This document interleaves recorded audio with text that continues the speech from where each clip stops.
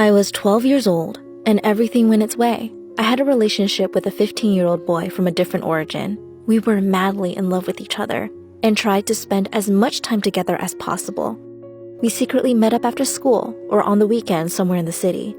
After 3 years, we were still together, but then something really bad happened. My parents found out about our relationship and rejected what I had with him. They were very strict and didn't want to talk to me about it.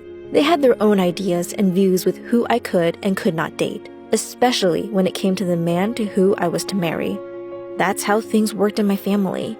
"That guy just has to go," said my dad without even looking at me.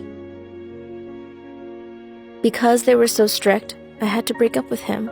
I also had to go off social media. My brother picked me up from school every day, and I could barely do anything without them knowing. I was broken and cried every day. How could you do this to your child? Didn't they love me? I felt imprisoned in my own home. It took me until I was 16 before I dared to ask my mother, "Mom, why could I not have a relationship with him?" And her response was, "Because he's from another origin." I could have guessed that was the reason, but still, her words made me very sad. Why don't they grant me my luck? Why won't they give us a chance? Not long after, I walked with my BFF in the city when I bumped into him. I hadn't seen him for quite some time, and we both laughed nervously. It was obvious that we were still in love with one another. He asked me to come back and meet him in the same place in half an hour. My friend, who knew everything about me and who I 100% trusted, took me to the supermarket to do groceries.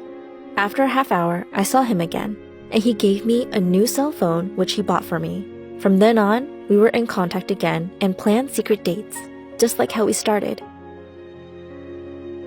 After 2 months, I found out that I was pregnant. I was just under 17 and my boyfriend was almost 20.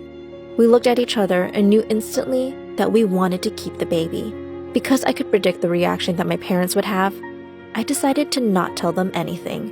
I kept it a secret for as long as I could, but after 5 months, I could no longer keep it to myself. Living with the tension behind such a secret was not good for me or the baby. I stayed awake for countless nights, unsure what was awaiting me if I were to tell my parents. It became even worse than I had imagined. I got kicked out of my parents' house. My mother swore that she never wanted to contact me again and would no longer call me her daughter.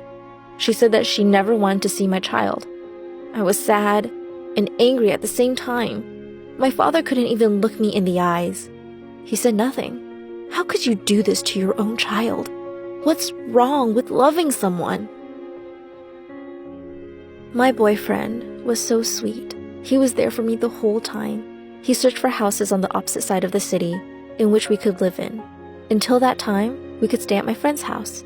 A few months later, on my 17th, I gave birth to a beautiful baby boy. He is the most precious gift that I have ever gotten.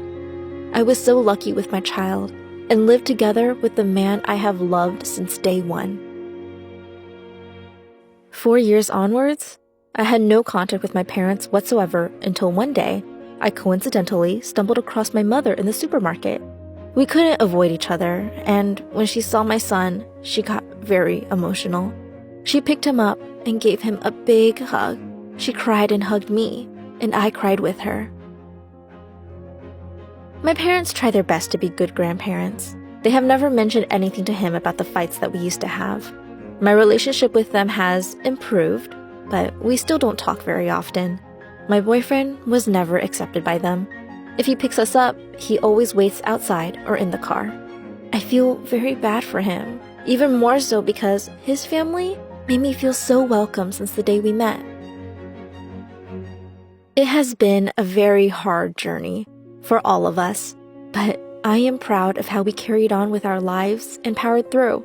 Of course, you need to continue to give respect to each other's culture and views, but it should not be that a person's origin is neglected and belittled, especially if you love them.